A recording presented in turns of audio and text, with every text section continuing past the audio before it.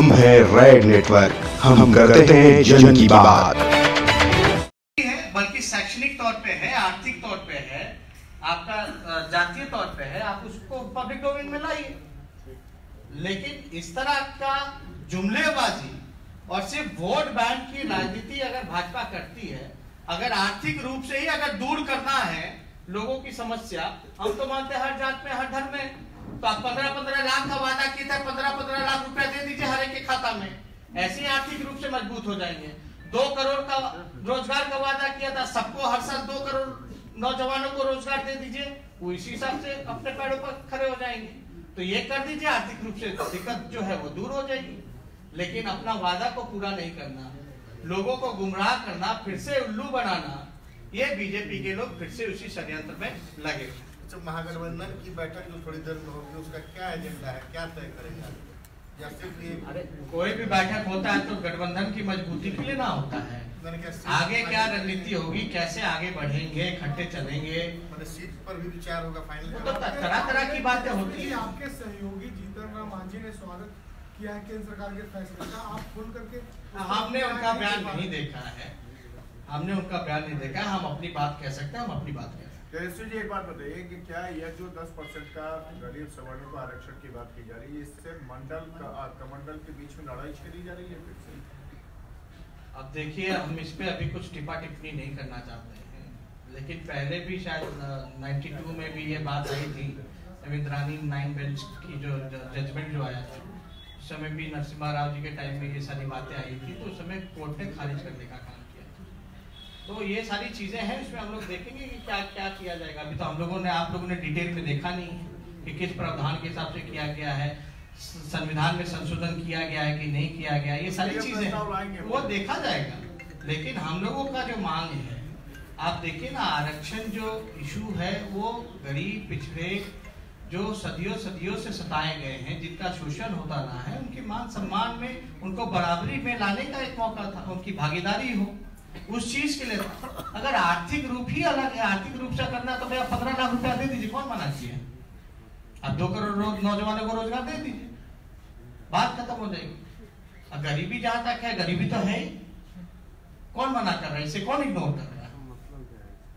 लेकिन हमारी लड़ाई है कि सब बराबर रहे, सब बराबर में सब लोगों का सम्मान हो, सब लोग साथ चले, यही तो हम लोगों की लड़ाई है। अच्छा, महागठबंधन में सीट शेयरिंग के लिए क्या कोऑर्डिनेशन करने की जरूरत है? अरे भाई, सब लोग बात हो ही रही है, होगी नहीं होगी वो आगे बात पता चल ही जाएगा। सीट शेयरिंग तो होना ही होना है, बिना हुए तो चुनाव में आप जा नहीं सकते। अब अलायंस है, कोalition है, तो सीट तो शेयर होगा ही होगा। बिहार में 40 सीट है, लेकिन हम लोग देखेंगे कि कौन जगह पे कौन उम्मीदवार सक्षम है, कौन पार्टी मजबूत है, उसी हिसाब से अलॉटमेंट होगी सीट्स की। काहे आप लोग इतने बेचैन, इतना बेचैन तो जो पार्टी के उम्मीदवार होना चाहते हैं वो भी नहीं होंगे जितने आप लोग हो रहे हैं। तो बिना आप लोगों के घोषणा होगी कैसे? पहली बार जब घोषणा होगी तो आप ही के बीच में घोषणा होगी, चिंतित मत होइए। कोऑर्डिनेशन कमेटी इधर से ही बना दीजिएगा क्या? एनडीए की एक और अलायंस पार्टनर असम गण परिषद ने भी एनडीए की एक और अलायंस पार्टनर परिषद ने भी एनडीए का साथ छोड़ दिया। उत्तर चल जाइए, दक्षिण चल जाइए, पश्चिम चल जाइए, पूरब चल जाइए। उत्तर से कश्मीर से शुरू कीजिए तो पीडीपी अलग हुई, पश्चिम चल जाइए तो शिवसेना कहते हैं विधानसभा का चुनाव अलग लड़ेंगे, दक्षिण चल जाइए तो उधर चंद्रबाबू नायडू अलग हो गए। अगर पूरब की बात कीजिएगा तो बिहार में कई दल जो है वो अलग हो चुके हैं, यूपी में कई लोग जो है नाराज चल रहे हैं और अलग चल रहे हैं, नॉर्थ ईस्ट में अलग हो गए। तो देश का कोई भी दिशा अगर आप देखें तो एनडीए में जितने लोग थे वो एनडीए को छोड़ करके भागने लगे।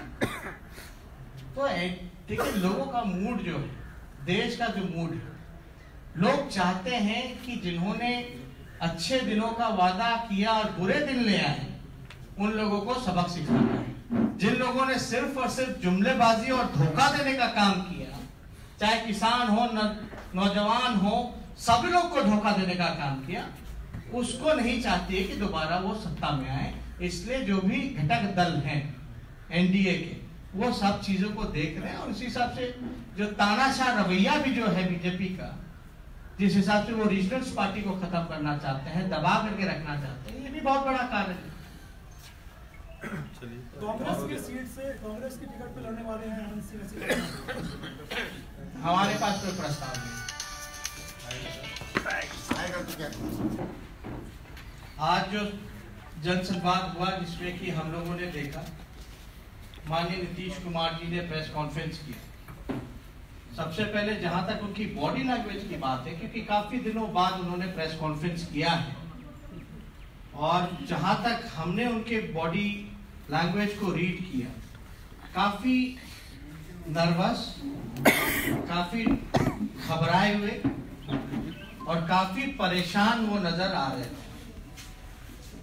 और जिन जिन सवालों का उन्होंने जवाब दिया, कहीं ना कहीं से दिखा जाए तो वो सवाल से बचते नजर आए, और ज्यादातर सवालों को टालते हुए उन्होंने जवाब दिए। नीतीश कुमार जी ने कहा कि करप्शन से वो कॉम्प्रोमाइज नहीं कर सकते। हम आपको बताना चाहेंगे कि बिहार में जितना 36 घोटाले हो चुके हैं भाजपा के आने के बाद, लगातार जितनी भी ट्रेजरी है उसकी लूट पे लूट हो रही है। सीएजी रिपोर्ट में लगातार घोटाले सामने नजर आए हैं, हजारों हजार करोड़ के। और सबसे बड़ा जो है सृजन घोटाला, जिसमें कि नीतीश कुमार जी की बड़ी भारी भूमिका उसमें भी है। और यही कारण था कि वो बीजेपी के साथ हाथ मिलाने का काम किया। उन्होंने कहा कि हम जो करप्शन है उससे हम कभी भी समझौता नहीं कर सकते। ऑर्डिनेंस का बार बार उन्होंने जिक्र किया, लेकिन अगर आप देखिए ऑर्डिनेंस जब भी फाड़ा गया हो, लालू जी का जो कन्विक्शन था 2012-13 में हुआ, और जो महागठबंधन जो समझौता हुआ, अलायंस जो बनी, जिसमें कि नीतीश कुमार जी बढ़ चढ़ करके हम लोग सब लोग साथ मिले थे, कांग्रेस पार्टी भी थी, वो तो बात की थी। तो आखिर नीतीश कुमार जी ने लालू जी से क्यों हाथ मिलाया? और सबसे बड़ा जो सवाल जो हम पूछना चाहते नीतीश जी से, कि वो भाजपा से अलग किन कारणों से हुए थे? क्या वो कारण था जिससे वो भाजपा से अलग हुए? अब जब दोबारा भाजपा में चले गए हैं, तो क्या जिन कारणों की वजह से अलग हुए थे, क्या उसका समाधान हो चुका है? और अगर आप देखिएगा कि यही नीतीश कुमार जी हैं, भाषण में ऑन रिकॉर्ड है कि बार बार उन्होंने जिक्र किया कि मैं मिट्टी में मिल जाऊंगा लेकिन भाजपा में दोबारा नहीं जाऊंगा। संघ मुक्त भारत बनाने की इन्होंने चर्चा की थी। आज जो है संघ युक्त भारत बनाने की लिए वो काम कर रहे हैं। तो जहां तक डबल स्टैंडर्ड की बात है, नीतीश कुमार जी का साफ और साफ दिखाई देता है कि उनका भारी डबल स्टैंडर्ड है। और वो जिस जगह पे हैं, जिस खेमे में है, जिस अलायंस में है, एनडीए में, बीजेपी ऐसी पार्टी है कि अगर आप बीजेपी के साथ हाथ मिला लीजिएगा तो आप राजा हरिश्चंद्र बन जाइएगा, और अगर हाथ नहीं मिलाइएगा, समझौता नहीं कीजिएगा, तो आप भ्रष्टाचारी बन जाओगे। जब नीतीश जी अलग हुए तो वही प्रधानमंत्री जी नीतीश जी को बोलते थे कि इनके डीएनए में खोट है। अब वही नीतीश कुमार जी दोबारा इनसे मिल गए तो डीएनए इनका ठीक हो गया। तो इसलिए लगातार की बात जो है कोई लोगों को समझ में आ नहीं रहा। सब लोग जान रहे हैं कि भारी कंफ्यूज नीतीश कुमार जी, और इनकी बात में पूरी तरीके से डबल स्टैंडर्ड है। और कहीं ना कहीं से इनका जो डबल स्टैंडर्ड इसलिए है क्योंकि ये सत्ता के लोभी हैं, कुर्सी के लालची हैं। ये कुर्सी में बैठे रहने के लिए किसी भी हद तक ये व्यक्ति जा सकते हैं। आज पूरे प्रेस वार्ता में जिस प्रकार से इरिटेटेड, झिलझिलाहट जो जिस प्रकार से दिखी नीतीश कुमार जी की, आप देख सकते हैं कि पूरी तरीके से नीतीश कुमार जी की भाषा बिगड़ चुकी है। आज जिस प्रकार से हम लोगों ने उम्मीद नहीं किया, कहीं ना कहीं से जो भाषा का इस्तेमाल किया, जिस हिसाब से उन्होंने बोला कि सड़क छाप लोगों का ये गठबंधन है, ये कहीं ना कहीं से इसको हम लोग मर्यादित नहीं मानते हैं और हम लोग चाहते हैं कि मुख्यमंत्री इस बात को लेकर के माफी मांगने का काम करें। उनका कहने का इशारा है कि मुकेश सहनी जो सन ऑफ मलाह है वो सड़क छाप है। वो मुकेश सहनी जी को गाली नहीं बल्कि पूरे समाज को नीतीश कुमार जी ने गाली देने का काम किया। ठीक कुछ दिन पहले उपेंद्र कुशवाहा जी जो कुशवाहा के बेटे हैं, पिछड़े के बेटे हैं, उनको ये बोला गया कि वो नीच है।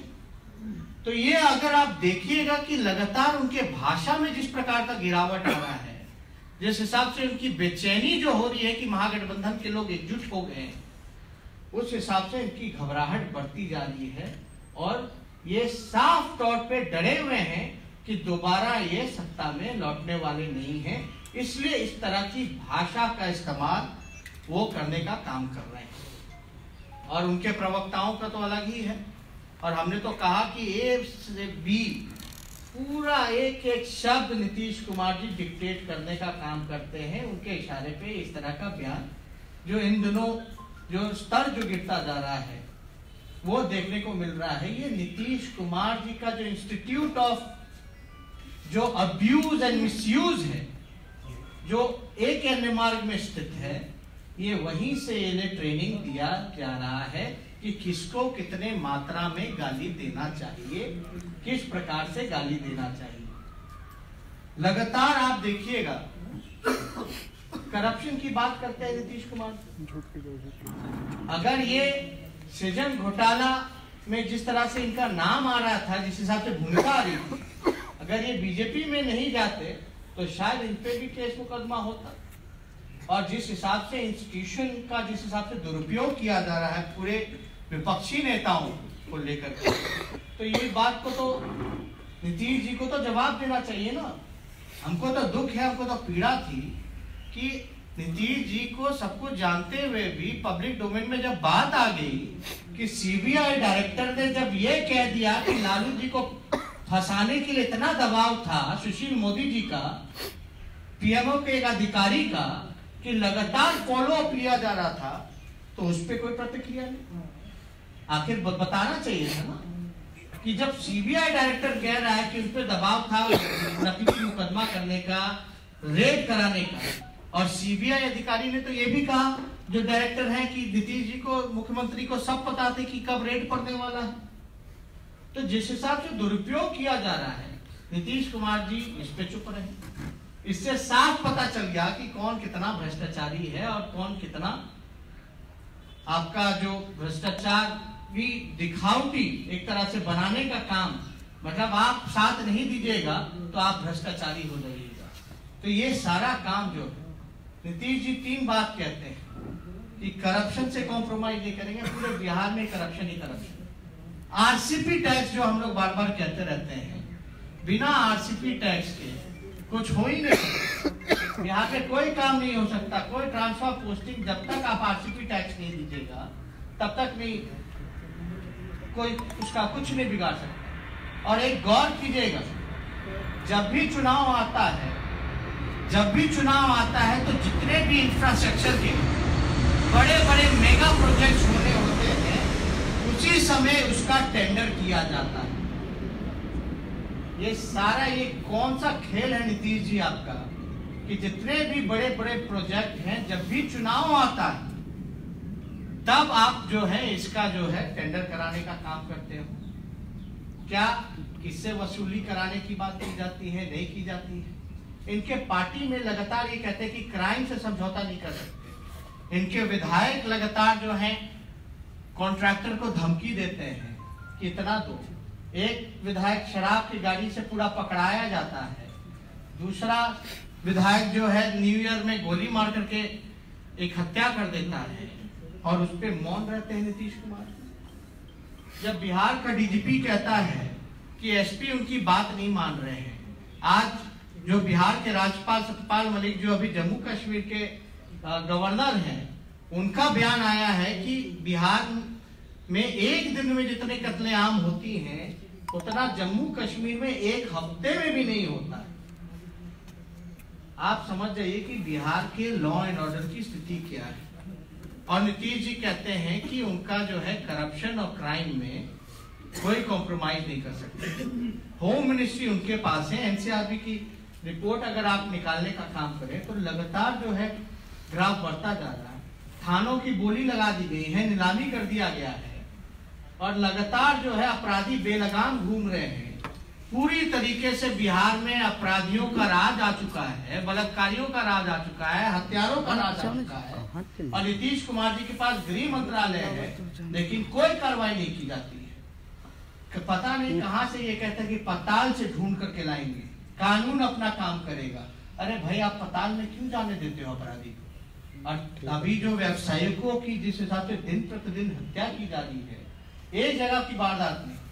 दूसरी बात ये कहते हैं कि हम कम्युनिज्म से हम समझौता नहीं कर सकते। करप्शन, क्राइम और कम्युनिज्म लगातार जो सीतामढ़ी में जो घटना हुई, जिस हिसाब से मॉब लिंचिंग की जा रही है पूरे बिहार में, चाहे अररिया हो, नवादा हो, सीतामढ़ी हो, हर जगह आप देखिएगा कि नया एक प्रचलन बीजेपी से जब से ये मिले हैं, पूरे बिहार में जो है ये सिलसिला जो है ये शुरू हो चुका है। नवादा में स्वीकारा भी जो भी है ये काफिर, इसके लिए इन्होंने क्या कदम उठाए?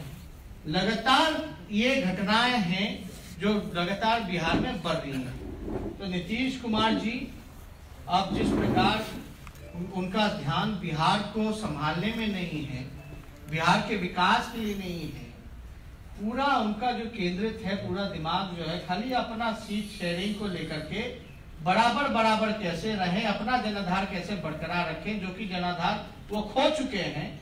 जनता उन पे विश्वास नहीं करती, मानती नहीं है। और नीतीश कुमार जी आज पूरे प्रेस ब्रीफ में ये कह रहे थे कि महागठबंधन का कोई भविष्य नहीं। अरे नीतीश कुमार जी, आपको किसने इजाजत दी है भविष्य लिखने की? किसी और भविष्य जो होगा, हम लोगों का जो भविष्य होगा वो बिहार की जनता लिखेगी। लेकिन हम लोग जहां तक घूम रहे हैं, फिर रहे हैं, इतनी जनता बिहार की आक्रोशित है, आपसे गुस्से में है कि बिहार की जनता ने आपका भविष्य जरूर लिख दिया है कि आप दोबारा सत्ता में आने नहीं जा रहे हैं। और जिस खेमे में है, जिस अलायंस में है, पूरा एनडीए आप ले डूबने का काम कीजिएगा। और बिहार की जनता आने वाले चुनाव में इन्होंने जो जनादेश का अपमान किया है, जो जनादेश का चोरी करने का काम किया है, उनको सबक सिखाने का काम करें। आप देख रहे हैं रेड नेटवर्क। आपसे गुजारिश है, YouTube पर रेड नेटवर्क से जुड़ने के लिए इस सब्सक्राइब बटन पर क्लिक करें। सब्सक्राइब बटन के साथ ही घंटी बनी हुई है, उस पर जरूर क्लिक करें ताकि जब भी हम नया वीडियो अपलोड करें आपको तुरंत इसकी जानकारी मिल जाए और आप लगातार जुड़े रहें रेड नेटवर्क के साथ।